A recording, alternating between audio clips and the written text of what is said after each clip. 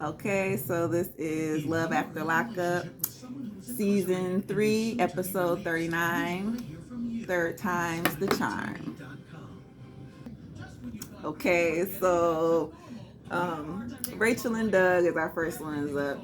You know, it's his first day out, and they had them a good night and everything, you know what I'm saying? So her mom brings his son up to the house. So it's like their first time meeting in like a whole, what was it, 10 years or something? Like it was a long time that he was locked up. So he finally gets to meet his son. He meeting the mama and everything. You know, the son was happy. That all went great. But of course, the son, he got a little smart mouth over there. So he was, you know, throwing some jabs at him, talking about, oh, I can keep one girl, and like you got 10 girlfriends, and, you know, all this other stuff, you know. And the mama's just looking at him like, she just you know, kind of asking how do they feel, how, you know, what's the next step. Of course, the next step will be getting him a job and all that good stuff, and then, you know, live happily ever after, right? So the mama, she just like, I don't know about this. She just think she got a bad feeling in her gut is what she said, you know what I'm saying? So normally when you got a bad feeling, it just might be right. But he's telling the mama like, look, I'm gonna take care of your daughter. She's gonna take care of me, and we all gonna be good. So we'll see, we'll see. But then, you know, we get to our favorite person. You know, our favorite person is Dante. Dante. I'm calling him Dante. And he finally gets to pick Nicole up. He finally gets to take her to his house. He finally get her there. He's just so happy, like, yes, I finally get to touch her or whatever, right? So he got the house all nice. He got candles everywhere. He got more gifts like on the bed, like a purse, some shoes, a teddy bear, just some more stuff, and some lingerie. So he like, yeah, I want you to put this on or whatever. So she like, all right, I'll put it on, but you can look, but you can't touch. Because remember, out of everybody, she the only one that don't want to do it. Like everybody else is like, yeah, I'm ready. But she like, no, I don't know you like that, or I know you, but I don't know you. And I just got bad anxiety, you know. It's her excuses. So she put on the dang lingerie. He waiting on her. She come out. It's like a nice little like a corset kind of top, and then some thong G-string underwear, and then some fishnet little stockings or whatever. They wasn't fish stock. They wasn't fishnet, but they was, you know, like some little knee-high stockings. And she give him a lap dance, talking about she used to be a stripper, so she know how to do all that, you know, teasy stuff. And she giving him the lap dance, and he just sitting there like, oh my God, baby, yes. You know what I'm saying? He's sitting there. She had to make him sit on his hands because she don't want him to touch her. And then she say, we not going to do it until I get a boob job. So he like, what? She like, yeah, I want some big old boobs or whatever. So until I get that, you can't touch me. And then she back up, you know what I'm saying? The lap dance was probably only, what, 2 minutes? It wasn't even that long. He took his shirt off and everything, thinking he about to just, you know, jump on in. But nope. She said, I'm sorry, boo. She go back in the room and leave him begging like this. Please, baby, please. Oh, let me see. So Courtney and Josh, you know, not really much drama with them right now. Pretty much, Josh is just talking about his family life. He was raised by his grandmother, and unfortunately, he didn't necessarily treat his grandparents the right as he should have, you know what I'm saying? Just being out of control and rebellious and getting in trouble, being locked up. He probably wasn't the best kid to them, so their relationship isn't like the best. He calls her Mama Rose, I believe. And Courtney just goes on to say, like, while he was locked up, his grandpa did die, so he kind of missed that whole little thing. But since he's out, it would be nice for him to reconnect with her and just kind of get back on, you know, on the right track, because she been keeping up in touch with her while he been locked up. So it would just be nice, you know, for them to rekindle that relationship. And Jeff was Josh. We're about to get to Jeff in just a minute. But Jeff was, you know, right, a little emotional and things because he can't wait to go see her and all that stuff. So we'll get to that probably this later in this episode or maybe next episode. But we flip to Anissa and Jeff. Anissa and Jeff. Remember, Anissa is the older lady or whatnot. And Jeff, he's younger, but he's only 10 years younger. So she's 51, he's 40. So it's not like it's right 10, 11 years apart. Yes, that's a stretch. But since he's already 40, I would say that doesn't make it as bad as if he was like 20 or 30, you know what I'm saying? But they've been talking since then, though. We will say that. So they finally, he getting out. So she's like, I'm about to go pick him up. She's getting ready, getting dressed. Her friend Kyle is going to go with her for support. And he has to be picked up at the bus station, like the Greyhound. And I think it was only like maybe 45 minutes away from where she was at. But basically they get there and they look like they've been waiting all day because it was daytime when they pulled up, but it was nighttime when a bus pulled up. And he didn't get off of it. So this is a little weird. It's like, is he standing her up again? Because this will be the third time. Or is he that was just the wrong bus and we waiting on a different bus? So I don't know. Hopefully he ain't stand her up again because she nervous, obviously. And her friend Kyle is going to be like, see, I told you so type deal. But we'll get to that. We'll see what happens. Yeah, so actually he do get off the bus. He actually fell asleep. And because Anissa, it was like two sides to the little bus station. So she walked around to the other side. And the bus was sitting there, and here he come walking around the corner. So Jeff is not a fake person. He is actually real. And they got to embrace, hug, kiss, blah, blah, blah. But they have to go straight to the halfway house, so he doesn't actually get to stay with her just yet. He says hi to Kyle, whatnot. And, you know, of course, Kyle is like, you know, doing what he's supposed to do as a friend. He basically letting Jeff know, like, yeah, this is my friend, you know what I'm saying? So, yeah, I'm just making sure you're going to be the best for her, and hopefully you is, but I'm just going to be watching, you know what I'm saying? Basically, you know, trying to, you know, sizing them up a little bit, I guess that's what you can say. But just basically letting them know, like, whatever you hurt her, then, okay, it's going to be consequences. She got backup, you know what I'm saying? She got people's behind her. And, Jeff was not necessarily feeling that, you know what I'm saying? We'll see how that relationship goes, because normally when the people, they friends, don't like somebody, then they kind of, you know, it rubs them the wrong way, and then that's where the conflict happens, you know what I'm saying? So we'll see what happens later. I'm sure they'll meet each other again, you know, mostly they do, just to try to see what's going on, like the parents and stuff. They're gonna watch and see. So we'll see what happens there. But basically, in his confessional, he's just trying to explain himself a little bit. Because remember, he stood her up 2 times. He's just now showing up now. He said the first 2 times, he was using her. He just wanted her, he was using her for money. She was sending the money. His commissary was good, and he was buying his drugs. If you look at him, like you look at his face, he do look like he was, you know, smoking some crack or something.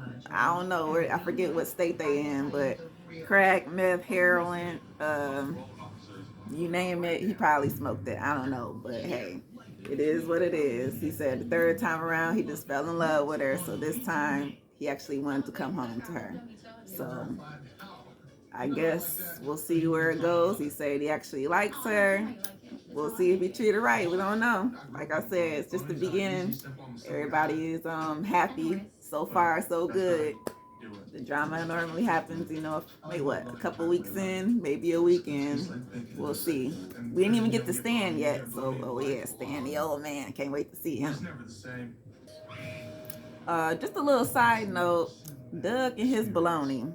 I don't know if anybody eat bologna because, you know, it is 2021. I used to eat it as a kid, but as a grown up, you know, I prefer the turkey or the ham. So I just wondering, like, maybe it's just a prison thing because he been in there all this time.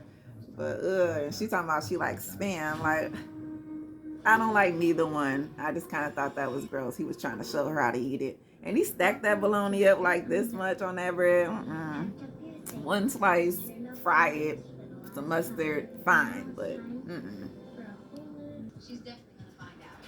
um. So Courtney and Josh, they go and visit Mama Rose. She's a sweet old lady, you know what I'm saying? And she goes on to explain how Josh's mom, was just on drugs and things and just couldn't raise him. So she decided to take over that role. And unfortunately, his dad, he lost his rights as well because she found out, or the authorities somehow, they found out he was actually giving the boys some beer. You know what I'm saying? Like when he was like, what, 5 years old? Right. Not the best parents in the world. So the grandparents decided to take on that role. They did the best they could. Obviously, he made bad choices and he ended up where he ended up. In the midst of that conversation, he starts to apologize because he wrote her a letter at some point while he was locked up. And I guess in that letter, he didn't say the nicest things to her, probably called her all types of names and all, I hate you, things like that. As we can imagine, we're not sure what was in it. So this is all just alleged, right?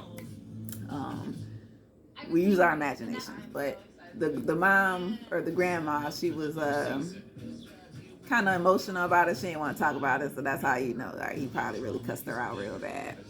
And he just saying how sorry he is, and he just gonna try to do better, and he wants to be better, and he loves Courtney, you know what I'm saying? Of course, he wasn't the best to her either, but now that he's out and everything, he just wants to be the best.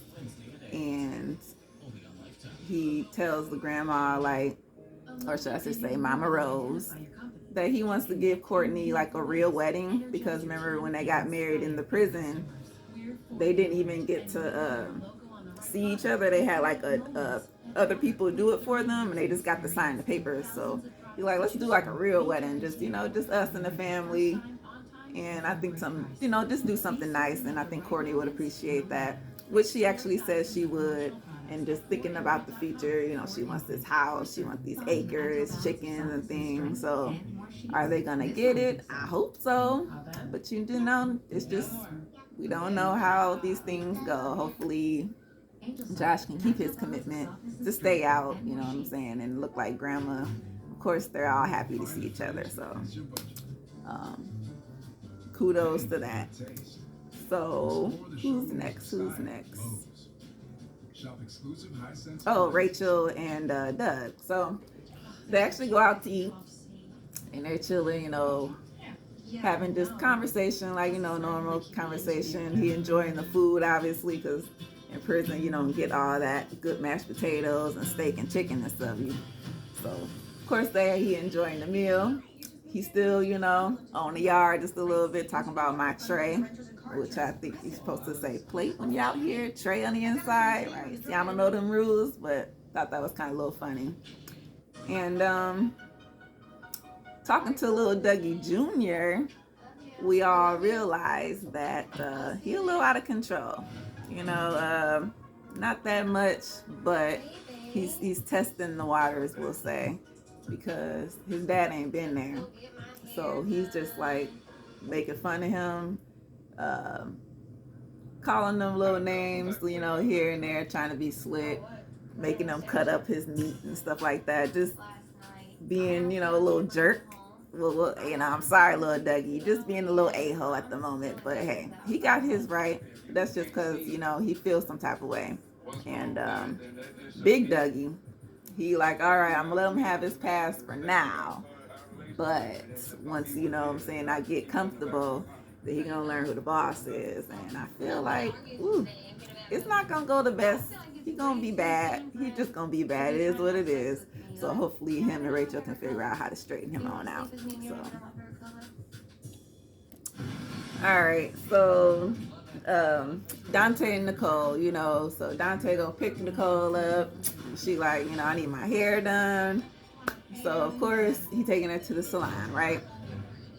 He obviously on the way he lets her know that, like, look, I'm ready, you know what I'm saying? I've been waiting so patiently. So when you gonna give me some, you know, like, come on, girl. And she like, dude, you need to calm down. Like, I'll give you some when I say I give you some, for Christ's sake. And he like, okay.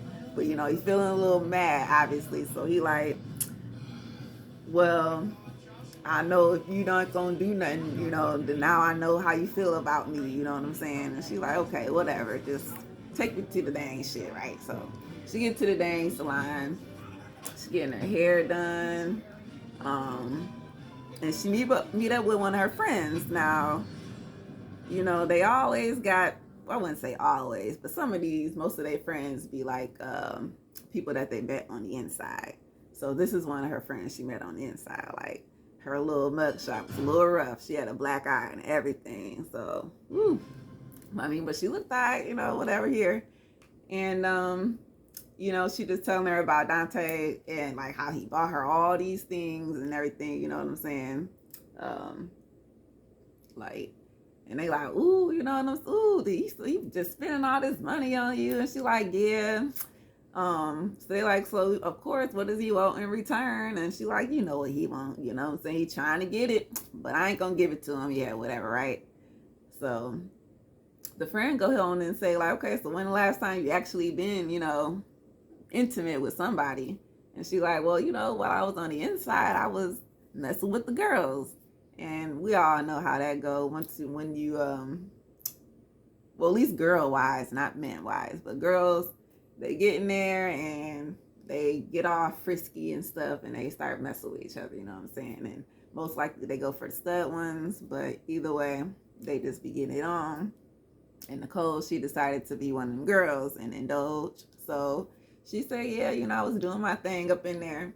But now that I'm out, you know, Dante don't know none of that.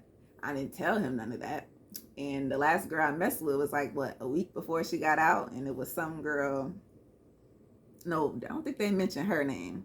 But the one girl that they did mention was, she said she had like some type of, we'll say a girlfriend on the inside. That's what we'll call her. Not necessarily a girlfriend, but somebody she was really, really close with. But that girl had got out like 4 months earlier. So she like, yeah, why don't you call her or whatever and see what she up to, you know what I'm saying? So while they sitting there waiting on Dante to come, because remember, he didn't give her no money, I guess, to pay for this. So they waiting on him to come back to pay for the hairdo while they talking. And in the midst of that, she decides to call this girl. And we see him walking up down the street because she like, yeah, he out buying me a dress right now while I'm getting my hair done. So when I'm done with this, you know, I'm going to be looking good, you know what I'm saying? And I guess they're just going to go out or something. Who knows? She probably going to dish his ass like, I'm about to go hang out with my friends, not you. And he going to be looking sad again. So we'll get there. That's going to be next week. And of course, our last person they save, because, you know, okay, Dante is our favorite, but maybe Stan is like the next favorite. And then maybe the Doug dude. And then maybe, I don't know, because we don't really know Jeff just like that, but I have a feeling Jeff is going to be something. So, Stan the old man. So, you know, this is the first day out. They finally get to the house. And, you know, they had this argument on the way there because she got that phone call from her son talking about he basically needed her help. You know, he in a bad state, basically, in his life, basically. And he need his mama to come help rescue him or whatever. He just need her.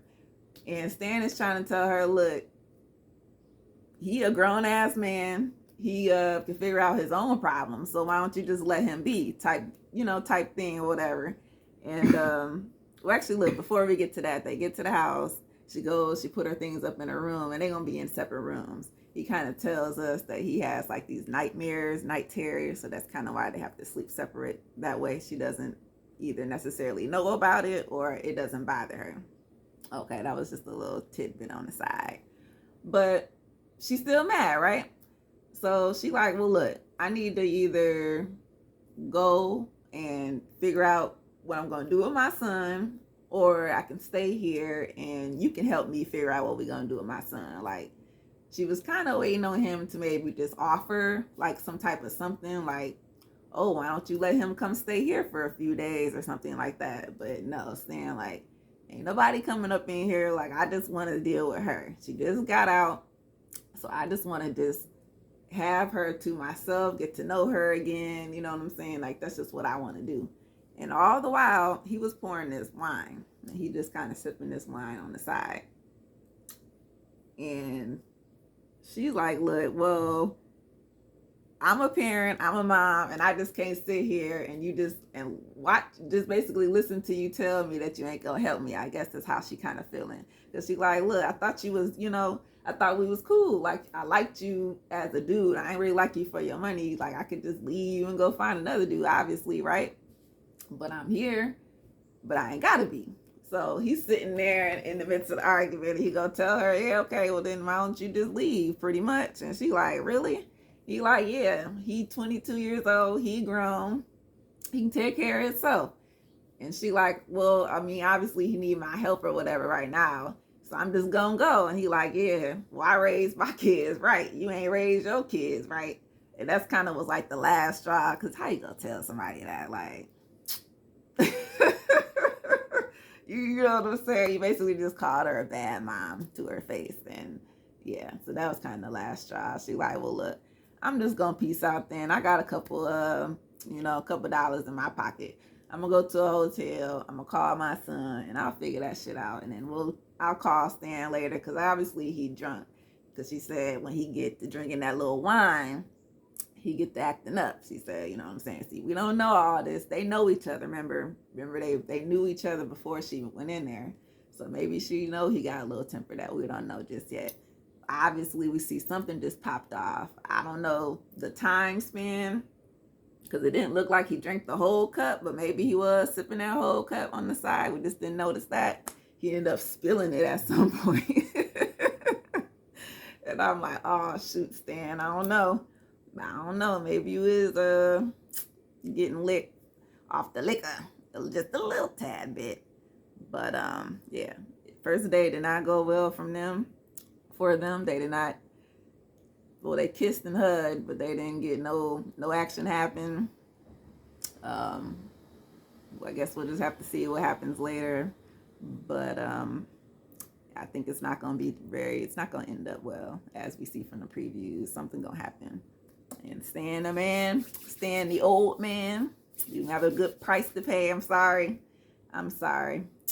Poor thing. Anyway, that was this episode. It's kind of fun. It was cool. A couple people gave us a couple laughs. Dante gave us a laugh every time. So that's kind of what makes this really funny. So I guess we'll talk to y'all later and find something else to watch and see what else is on the TV. See y'all later. Peace out.